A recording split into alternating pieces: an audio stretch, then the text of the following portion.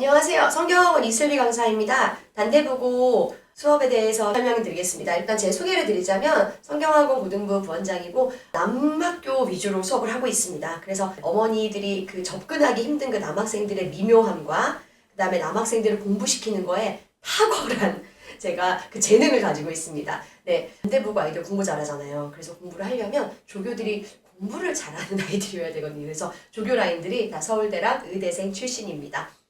네, 본격적으로 단대부고 프리넷인 저는 프로그램 설명드릴 겁니다. 저희 개강일은 2월 24일, 3월 1일 이렇게 두 개로 구성되어 있고요. 주 1회반입니다. 보통 단대부고 프리넷인 프로그램을 많은 학원들이 이제 만들잖아요. 그 수업들을 보면 참 좋죠. 근데 포커스가 독해 수업과 그 다음에 암기, 단어 암기, 어법, 그리고 유형 문제 풀이 이렇게 구성이 되어 있는데 저는 커리를 짜면서 많이 고민을 했어요. 근데 여기 뭐가 하나가 빠져있다고 자꾸 생각이 들면서 저의 커리는 여기 뭔가 비어있는 거에 포커스를 맞춰야겠다는 생각을 했어요.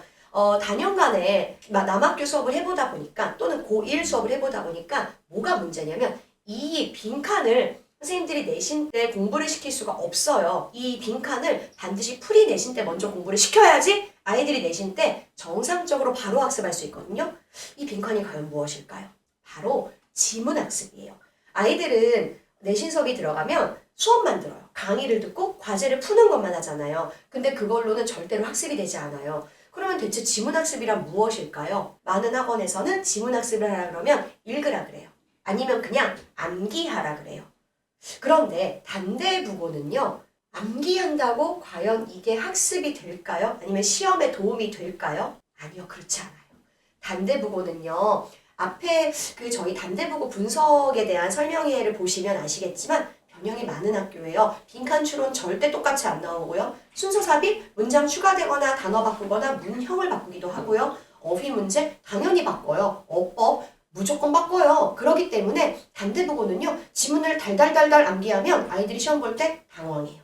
그럼 어떻게 해야 되냐 지문학습을. 첫 번째, 주제문은 암기를 해야 돼요.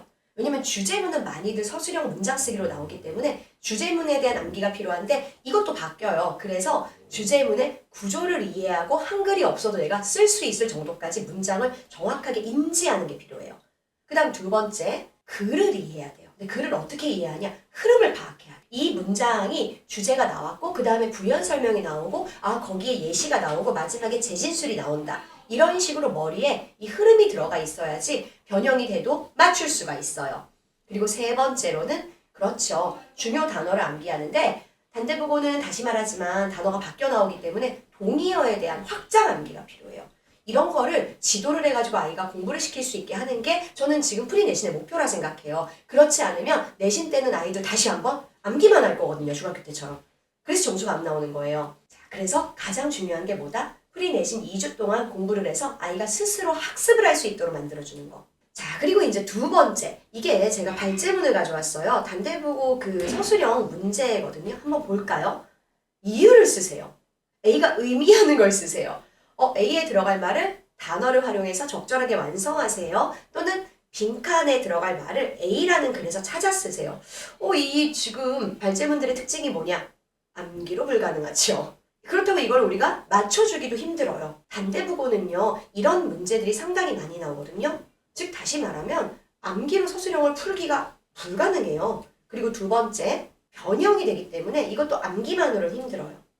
그리고 또 문장도 막 추가가 되죠. 따라서 정말로 중요한 거는 단대부고는 프리 내신 기간에 또는 내신 기간에 정말 필요한 게 무엇이다? 실전 테스트예요. 그러니까 학습도 암기가 아닌 공부라는 방향으로 맞춰줘야 되고 그 다음에 계속 실전 테스트를 통해서 아이들이 다양한 문제, 발제에 당황하지 않고 변형에 당황하지 않고 문제를 푸는 능력을 만들어줘야 돼요.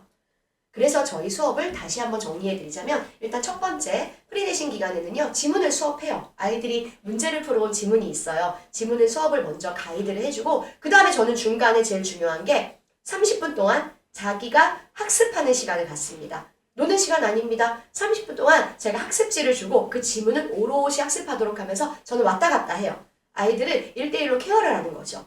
한 사람이 3분일 수도 있고 5분일 수도 있고 질문을 할 수도 있는 시간들이에요. 그리고 그게 다 끝나고 나면 당일날 오늘 배웠던 지문에 대한 실전 테스트가 들어가요. 특이하죠? 네, 집에서 복습을 해오는 게 아니에요. 당일날 공부를 열심히 하고 오늘 내가 가이드한 대로 아이가 공부한 다음에 그거를 실전 테스트를 보는 거죠. 이렇게 되면 설득이 편해요. 어떻게 공부해야 되는지 본인이 알거든요. 그래서 저희 수업은 과제가 거의 없어요. 다 수업 시간 내에 확인하고 과제로 나가는 건 차라리 단어가 있어요. 단어를 최대한 많이 공부하는 게 과제입니다.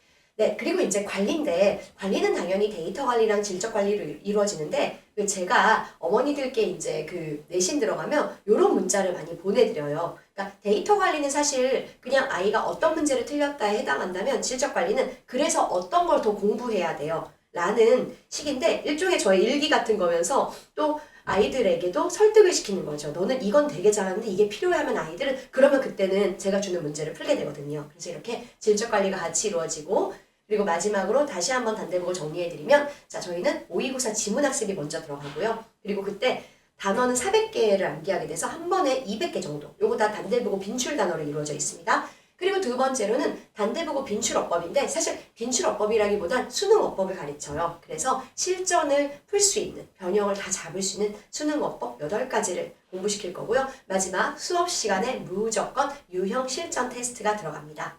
네, 그리고 저희 그 레벨 테스트 하나만 말씀드릴게요. 레벨 테스트를 잘 모르시는데 저희 학원에 다니지 않았던 학생들은 처음에 들어오면은 아이가 어떤 수준인지 제가 영어를 알 수가 없어요. 그래서 너무 잘하는데 이 친구가 표현을 안 하면 못한다고 생각하기도 하고 정말 영어가 베이스가 안 돼 있는데 본인이 이렇게 잘하는 척을 하는 애들도 있거든요. 근데 그러면 아이를 잡아줄 수 있는 시간이 굉장히 늦게 시작될 수 있기 때문에 웬만하면 레벨 테스트를 보고 아이가 문법이 약한지 독해가 약한지 또는 내신 서술형이 약한지 등등을 좀 저희가 먼저 확인하고 수업을 하면 좋지 않을까 생각합니다. 그래서 꼭 레벨 테스트를 봤으면 좋겠고요. 네. 그리고 이제 마지막으로 시간표 한 번 더 확인시켜 드리겠습니다.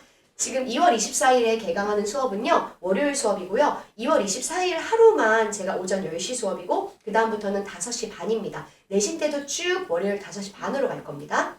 그 다음에 토요일 개강 수업이 있습니다. 3월 1일 김진영 강사가 하는 수업이고요. 오전 10시에 시작합니다. 3월 1일, 3월 8일 두 번 하고 그 다음은 바로 내신으로 이어집니다. 여기까지입니다. 감사합니다.